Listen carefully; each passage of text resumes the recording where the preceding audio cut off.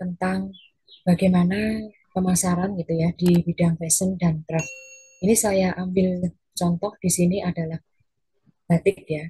Jadi seperti yang tadi disampaikan oleh Mbak Lita bahwa batik itu juga bisa masuk fashion, juga bisa masuk craft. Itu seperti itu. Nanti akan kita lihat mana bagian fashionnya, mana bagian craftnya. Itu seperti itu.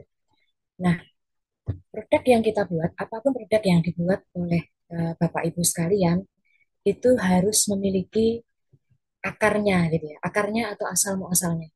Mengapa ini penting? Karena produk yang akan kita buat ini, jadi harus tahu awalnya ketika produk itu kita buat. Jadi tidak asal kita ingin membuat itu ya, seperti itu. Ada di sini misalnya teman-teman dari Lampung, mengapa membuat tapis Lampung, misalnya seperti itu. Nah ini berarti ada keterkaitan dengan budaya yang sudah mendahului sebelumnya.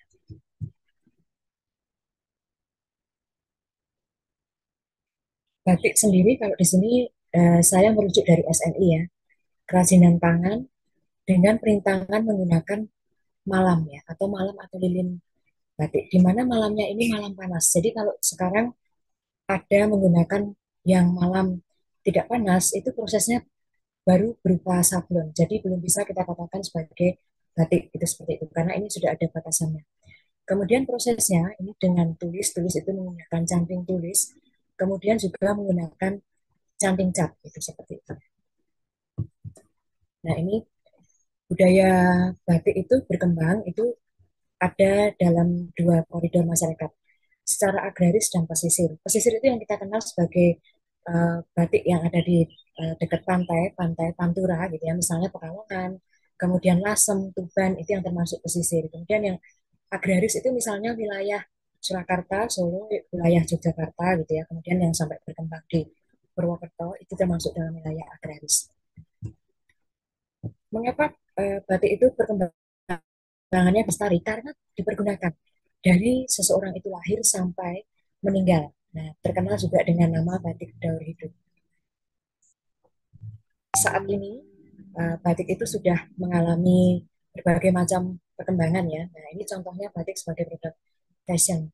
Jadi kalau kita lihat di sini, dia berkolaborasi dengan motif-motif tradisional ya, yang sebelah kiri ini, dan digabungkan dengan motif kekinian yang kontemporer. Jadi luarnya menggunakan rompi dan menggunakan ini ya, apa, ethnic belt atau semacam sabuk, tapi dengan kain-kain wastra itu seperti itu.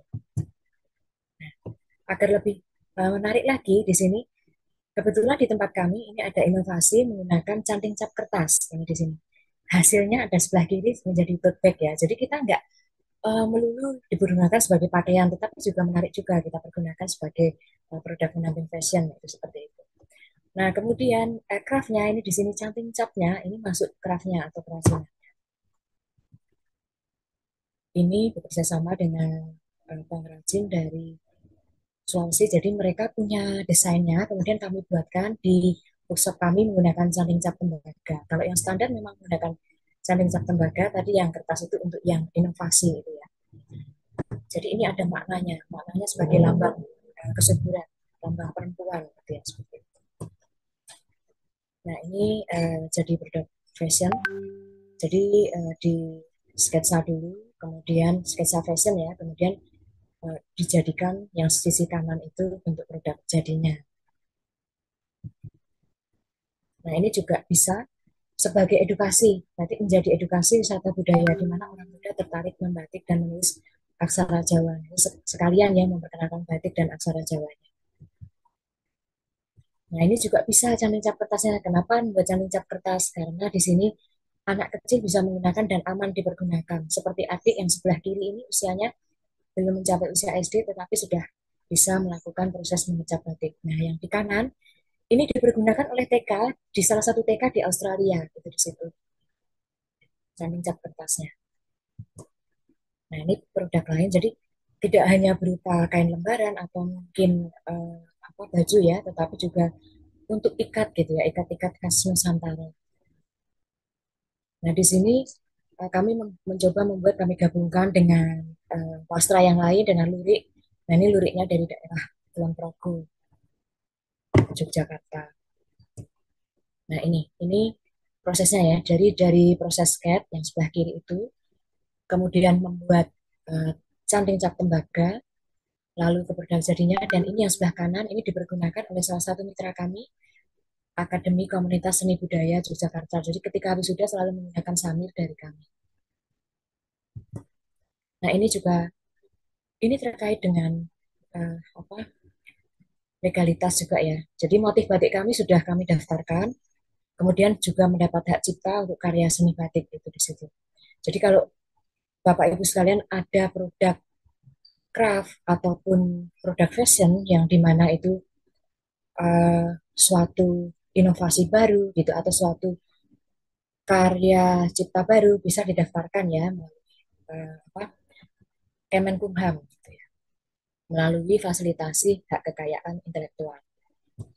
Nah uh, ini juga ini beban juga tetapi juga kebanggaan meraih juara pertama di KJRI Chicago, Amerika Serikat. Jadi batik kami dipergunakan untuk lambang persahabatan antara Amerika Serikat dan Indonesia. Ini juga kami juga berkolaborasi dengan Kemenparekraf memberikan pelatihan menggunakan canting cap kertas, di mana ini untuk program uh, ini ya apa semacam travel fair gitu. Jadi uh, expo untuk wisata yang ASEAN kami juga ini juga diundang dari yang Nepal, Jepang, kemudian dari berbagai tempat. Tapi ini untuk ASEAN itu seperti itu. Nah ini fashion show-nya gitu ya. Ini berbarengan kemarin dengan event Dekranas se-Indonesia waktu itu. Ini kami juga mengisi fashion show untuk Wastra Nusantara. Ini rancangan dari tempat kami. Dan nah ini luar biasa sekali. Akhirnya sampai di titik ini mendapatkan fasilitasi untuk ekspor bersama Kemenkop UKM di tahun 2024 ekspor 5 benua ini bersama salah satu buyer yang sangat luar biasa. Nah, ini yang baru tadi, yang kanan ini batik tulis yang ada kami pamerkan juga di event ini, Penerbit Expo, Bangkitnya Ekonomi Kota Semarang bersama Dinas Pariwisata Kota Semarang. Ini cukup besar dan tenannya juga cukup banyak. Kemudian di sebelah kiri ini ada juga seni lukis ya. Jadi seni lukisnya ini juga memperlihatkan motif ragam desain dari batik-batik yang kami buat.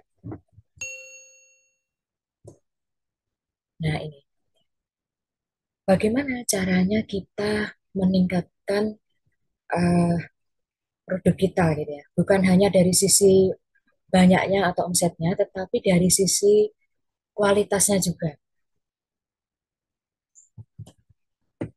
Di sini saya mencontohkan salah satu klien saya, Genset.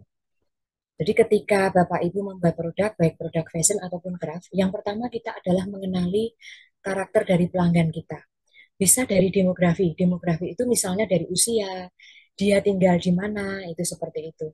Jadi itu bisa kita pergunakan sebagai salah satu cara untuk menandai siapa segmen pelanggan kita. Jadi harus kita tentukan ya, itu seperti itu. Nah, di sini saya pilih Gen Z gitu ya. Jadi mengenali dulu masalah fashion yang ada pada Gen Z, mengetahui peluang bisnis fashion terutama untuk Gen Z dan menetapkan strategi bisnis itu seperti itu. Nanti akan kita kupas ke belakang. Nah, ini di sini. Mengenali dulu karakteristik Gen Z. Gen Z itu seperti apa? Ini ya, Gen Z itu yang anak-anak muda yang di bawah usia milenial ya, itu seperti itu yang dari tahun 2000 sampai ke sini gitu ya, itu seperti itu Gen Z. Nah, ini mereka yang pertama itu adalah orangnya ambisius. Saya banyak bertemu dengan Gen Z dan mereka itu sangat luar biasa sekali. Mereka sangat uh, bangga dengan dirinya, bangga dengan dirinya, jadi menonjolkan karakter dirinya dan percaya dirinya sangat kuat. Dan mereka juga lahir dan tumbuh kembang itu sudah ada internet gitu ya, berbeda dengan generasi milenial itu yang baru kenal ketika sudah agak besar gitu ya, usianya sudah hampir melewati akhir balik baru kenal dunia digital. Tapi mereka belum lahir aja sudah kenal dengan dunia digital itu seperti itu. Lalu potensinya apa? Nah ini ada. Ini penting kita melihat data BPS misalnya. Nah data BPS ini nanti bisa kita pecah, melihat ke tiap wilayah, ke tiap daerah, tiap kabupaten itu bahkan bisa. jumlah generasi Gen Z ini perkiraan dari tahun 2020 itu mencapai 75 juta lebih. Nah, ini tentu pasar yang besar ya. Kemudian akses digitalnya semakin membaik. Jadi mereka itu suka mengakses internet gitu ya, menggunakan media sosial juga. Kemudian ekosistem fashionnya itu lebih mendukung. Kenapa lebih mendukung? Karena tadi seperti disampaikan oleh Mbak Lita bahwa untuk suplai rantai pasoknya itu sudah lebih banyak tersedia dibandingkan yang sebelumnya. Meskipun kita mendengar berita ya di beberapa akhir-akhir ini untuk industri tekstil di Indonesia itu banyak yang tutup dan karyawannya PHK. Tetapi ketika ini pengamatan saya sendiri bergerak ke tempat-tempat misalnya kalau di Jawa itu seperti daerah Pemalang, Pekalongan, kemudian bahkan di daerah Kudus, itu ada penghasil-penghasil yang mungkin kecil gitu ya, rumahan. Tetapi ini juga patut juga untuk dilirik ya ke depannya. Kemudian ini peluang bisnis fashion yang kita kembangkan lebih dalam. Nah, ini fashion itu pada dasarnya itu unik ya, unik dan kemudian mewakili ciri khas dari seseorang. Selain itu juga untuk mengekspresikan diri, bagaimana saya, bagaimana look saya gitu ya. Nah, fashion itu yang pertama dia bisa dilihat itu seperti itu, kemudian diminati oleh banyak genset dan mereka suka sekali untuk mencoba. Dan kalau kita lihat data ini bisa dilihat dari riset atau pengamatannya ya, riset atau pengamatan baik secara global, secara dunia ataupun secara lokal, itu seperti itu.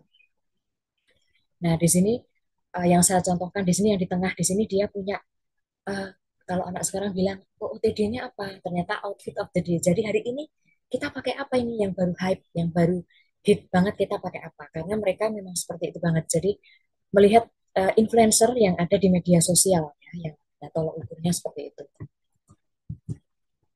Nah, ini uh, nanti Bapak Ibu sekalian akan saya ajak untuk studi kasus tentang produknya sendiri, baik fashion ataupun craft. Yang pertama di sini tadi saya sampaikan bahwa usianya berapa, kemudian tinggal di mana, ya, kemudian karakternya seperti apa. Nah, di sini kebetulan karakternya dia aktif, bergaya kekinian, gitu ya, bergaya kekinian, kemudian mencintai seni dan budaya Nusantara.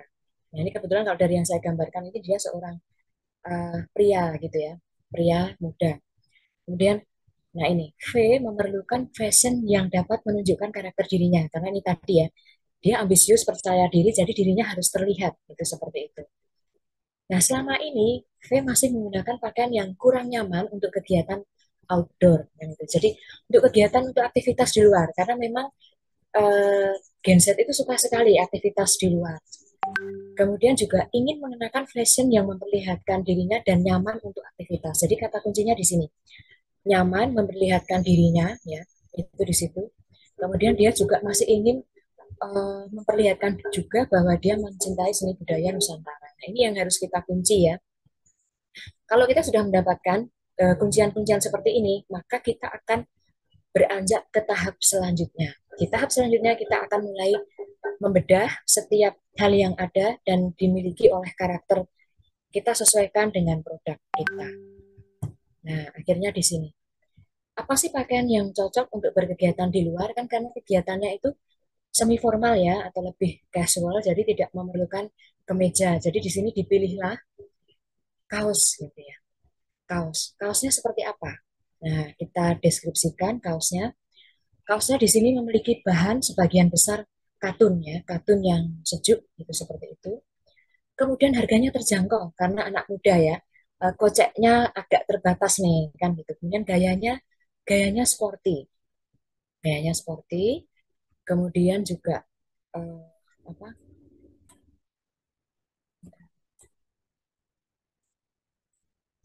Gayanya sporty, lalu juga eh, apa? Mudah untuk menyerap keringat karena aktivitasnya banyak gitu seperti itu. Lalu apa yang kita buat? Nah, di sini dari permasalahan yang ada akhirnya dipilihlah menggunakan produk batik gitu ya dengan teknik batik cap kontemporer gitu. Kontemporer di sini karena motifnya tidak sesuai dengan pakem yang ada, misalnya pakem Surakarta ataupun pakem Yogyakarta itu seperti itu. Jadi kita dapatkan ini 3 kata kuncinya: nyaman, sportif, dan cinta tradisi. Itu seperti itu. Nah, nanti Bapak Ibu sekalian itu nanti akan mencoba melakukan di produknya, dicocokkan dengan segmennya yang ada. Bisa dilihat yang banyak beli itu usianya berapa. Kemudian laki-laki atau perempuan. Dari profesinya misalnya. Pekerja kantoran kah? Atau mungkin ini apa pekerja freelance, pekerja lepas, kemudian ibu rumah tangga atau perempuan karir. Nah, itu seperti itu nanti bisa ya. Jadi dari situ kita nanti bisa mencari pelanggan yang tepat untuk produk kita. Nah, ini tugasnya. Untuk tugas membuat studi kasus tentang produk Anda melalui peluang, masalah, dan karakteristik pelanggan. Tadi karakteristiknya bisa dilihat dari demografinya, usianya, gendernya, laki-laki, perempuan, kemudian pekerjaannya seperti itu. Masalahnya dia ingin produk yang seperti apa. Jadi hati-hati ketika kita membuat produk, itu kita bukan hanya menonjolkan, oh ini produk ini bagus loh, saya suka, misalnya seperti itu. Suka kita dengan keinginan konsumen, dengan keinginan klien itu berbeda. Jadi harus dikupas melalui 3 hal ini, karakteristik pelanggannya, kemudian masalahnya, tadi yang produk apa yang bisa mewakili atau menjawab masalahnya dia, kemudian peluangnya bagaimana. Nah, peluang itu dari banyaknya tadi ya, misalnya kalau kita lihat BPS tadi, persentasenya berapa ini? Antara laki-laki dengan perempuan di daerah perkotaan dengan daerah pinggiran, misalnya daerah urban. Persentase berdasarkan pekerjaan itu juga bisa nanti kita pergunakan. Nah, apabila itu nanti sudah dibuat, lalu dikumpulkan di link pengumpulan tugas ini di Drive Google. Kalau sudah link drive-nya, lanjut unggah di bagian tugas web kampus UKM. Nah, makanya tadi selalu disampaikan uh, untuk mendaftar di kampus UKM, karena untuk mendapatkan sertifikat dan pengumpulan tugas. 3 terbaik dari pengumpulan tugas ini akan kami dampingi secara intensif, gitu ya. Oke, nah ini contoh produk-produk kami dari Batik Madelions itu. Nah, canting cap tembaga, canting cap kertas, ini ya produknya. Yang warna biru bawah ini adalah produk dengan salah satu kapal pesiar yang pelayarannya itu dari Eropa sampai ke Raja Ampat gitu seperti itu. Nah, ini sempat terhenti ketika kemarin COVID terjadi. Nah, bagi teman-teman yang mau order kaos keren, silakan bisa di marketplace Shopee, Tokopedia, Bukalapak maupun Lazada. Caranya tinggal ketik saja Muhammad Ervando ya. Nah, teman-teman tinggal pilih untuk kaos-kaos kerennya. Kemudian yang cocok langsung saja di order untuk kaos-kaos kerennya ya. Bisa di order satuan, lusinan, ataupun borongan, silahkan bebas. Nah, berikut ini saya kasih rangkumannya ya. Nah, teman-teman ketik saja di Shopee, Tokopedia, Bukalapak, Lazada, ketik Muhammad Ervando. Nah, kemudian juga tersedia kaos lengan panjang dengan desain-desain keren. Tinggal teman-teman pilih di marketplace Shopee, Tokopedia, Bukalapak, Lazada. Cuman untuk kaos lengan panjang ketiknya Vando Official Shop ya. Spesial untuk kaos lengan panjang, bisa untuk pria maupun wanita. Nah, untuk wanita yang berjilbab sangat cocok ya, karena pakai lengan panjang tersedia juga, dan tentunya dengan desain-desain kaos yang keren, kekinian. Nah, silakan teman-teman bisa ketik di Shopee, Tokopedia, Bukalapak maupun Lazada, ketik saja Vando Official Shop.